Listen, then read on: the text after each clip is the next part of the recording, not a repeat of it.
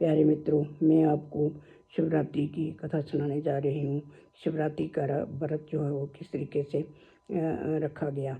तो एक समय की बात है कि शिकारी जो था वो जंगल में जाता था, शिकार करके लाता था और अपने बच्चों का पेट पालता था। लेकिन उस परिवार में वो शिकार करने से कोई भी काम पूरा नहीं होता था। तो उसने क्या किया कि एक साहूकार के पास जाने लगा और उससे पैसे जो था लेता रहा। और साहूकार के पास उसके बहुत पैसे हो गए, बहुत उधार हो गया।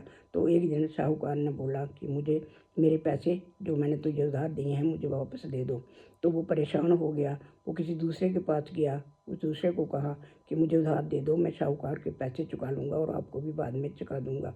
लेकिन ऐसा नहीं हुआ, तो उसने उसको पैसे नहीं दिया। तो बहुत परेशान हो गया। वो शिवरात्रि वाले दिन किसी के शिकार खेलने के लिए नहीं गया और ना ही किसी के घर गया।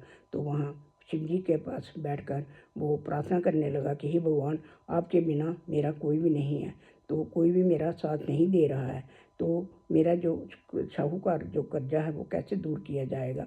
तो वैसे बैठे बैठे कुछ खाया भी नहीं और अनजाने में ही उसने व्रत रख लिया।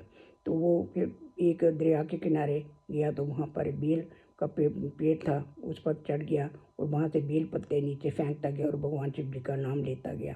जितने भी पत्ते उसने नीचे फेंके उतनी बारी उसका उद्धार होता गया। बहुत से पत्ते जब नीचे बेल पत्ते गिर गए, वो नीचे आया तो देखा वहाँ पे शिव जी की मूर्ति पड़ी हुई थी, उनका लिंग था। तो वो देखकर बहुत खुश हुआ और कहने लगा, शिव भगवान जी, मेरी इस समस्या को दूर करो कि किस तरीके से साहूकार के पैसे में चुका सकूँ और अपने परिवार को भी पाल सकूँ। तो शिव भगवान जी ने उसकी बुद्धि जो थी वो बिल्कुल ठीक कर दी और वो उसका ध्यान जो था वो शिकार की तरफ नहीं गया, अच्छे कामों की तरफ गया, वो सच्चाई की तरफ जाने लगा। तो उसने जो भी भगवान शिव जी ने उस पर ये बहुत बड़ी कृपा की। तो उसने अपने घर में जो ज़मीन थी वहाँ पर जाना शुरू किया और वहाँ पर फसल लगाना शुरू कर दी और सिंचाई पर चल के अच्छे काम करना शुरू कर दिए। तो उसका साहूकार का कर्जा थोड़ा वो भी ख़त्म हो गया और जो उसका परिवार था वो भी उसने ठीक ढंग से पाल दिया। तो अनजाने में उसने वो व्रत रखा था। तो कई लोग तो जानकर भी रखते हैं, शिव जी की पूजा करते हैं, उनकी महिमा करते हैं। तो उससे उसका उद्धार भी हो गया और उसका परिवार भी पल गया और बहुत उम्र लेकर बाद में वो स्वर्ग को चला गया। उस दिन से शिव जी की ये जो महिमा है ये मानी जाती है।